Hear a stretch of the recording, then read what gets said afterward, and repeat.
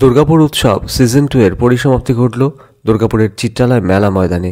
শেষ দিনের দুর্গাপুর উৎসবের অনুষ্ঠান মঞ্চে উপস্থিত ছিলেন বাংলা ব্যান্ডের বিখ্যাত গায়ক রূপম ও তার ব্যান্ড ফসিলস। 12 দিনের এই দুর্গাপুর উৎসবে প্রথমে এত মানুষের উপস্থিতি ঘটেনি যত না শেষ দিনের অনুষ্ঠানে ঘটল।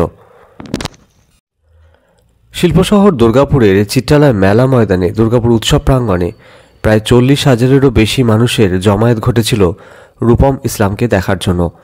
আসানসোল দুর্গাপুর পুলিশ কমিশনারেট ও দুর্গাপুর উৎসব কমিটির মধ্যে এই দিনের অনুষ্ঠানকে কেন্দ্র করে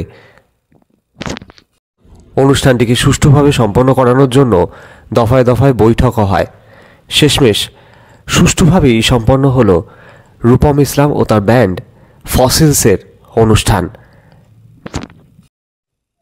শিল্পাঞ্চল দুর্গাপুরের যে সমস্ত মানুষেরা দুর্গাপুর উৎসব সিজন 2 এর এন্ট্রি পাস বন্টন নিয়ে রীতিমতো ক্ষুব্ধ হয়ে উঠেছিলেন, ফসিলসের অনুষ্ঠান দেখতে সমস্ত রকম বাধা তুলে নেওয়ার ফলে দুর্গাপুর উৎসব প্রাঙ্গণ কার্যত প্রাণবন্ত হয়ে উঠেছিল। ফসিলসের অনুষ্ঠানের কথা মাথায় রেখে দুর্গাপুরের চিত্রালয় মেলা ময়দানে অনুষ্ঠান মঞ্চের সংলগ্ন যে ছাউনি, দর্শকদের যে ছাউনি, সেই ছাউনি কিন্তু একেবারে তুলে দেওয়া হয় এবং বাঁশের ব্যারিকেড করে রীতিমতো আলাদাভাবে একটা বসার ব্যবস্থা করে দেওয়া হয় দর্শকদের জন্য। কিছুটা বসার জায়গা ছিল এবং কিছু সংখ্যক মানুষ কিন্তু দাঁড়িয়ে সুন্দরভাবে এই অনুষ্ঠান উপভোগ করেন।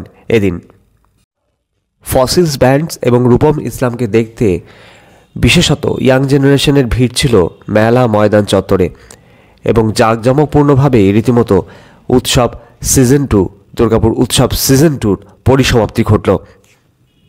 ভারতীয় প্লেব্যাক গায়ক, গীতিকার, সুরকার রূপম ইসলাম বাংলা চলচ্চিত্র শিল্পে তার কাজের জন্য এবং মাঝে মধ্যে বলিউডে অভিনয়ের জন্য পরিচিতি লাভ করেছেন। 1998 সালে ফসিলস নামক নিজস্ব ব্যান্ড শুরু করার মাধ্যমে সঙ্গীত জগতে তার যাত্রা শুরু করেন রূপম ইসলাম। প্রথম অ্যালবাম তোর ভরসাতেই 1998 সালে মুক্তি পেয়েছিল, যা জনপ্রিয়তার শীর্ষে পৌঁছে যায় রাতারাতি। এরপর একের পর এক ফসিলসের সৃষ্টি করা গান একেবারে দর্শকদের মনের মণিকোঠায় জায়গা করে নেয়। বিশেষত ইয়াং জেনারেশনের মনের মণিকোঠায় জায়গা করে নেয় রূপম ইসলাম ও তার ব্যান্ড ফসিলস।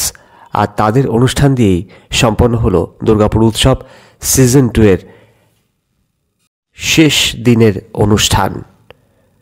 দর্শক আসনে উচ্ছ্বাস উন্মাদনা ছিল একেবারে তুঙ্গে।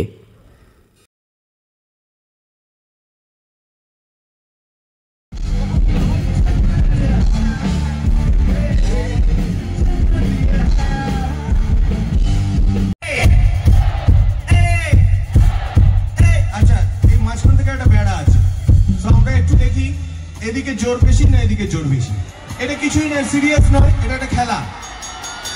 এই খেলাটা চলবে, চলো।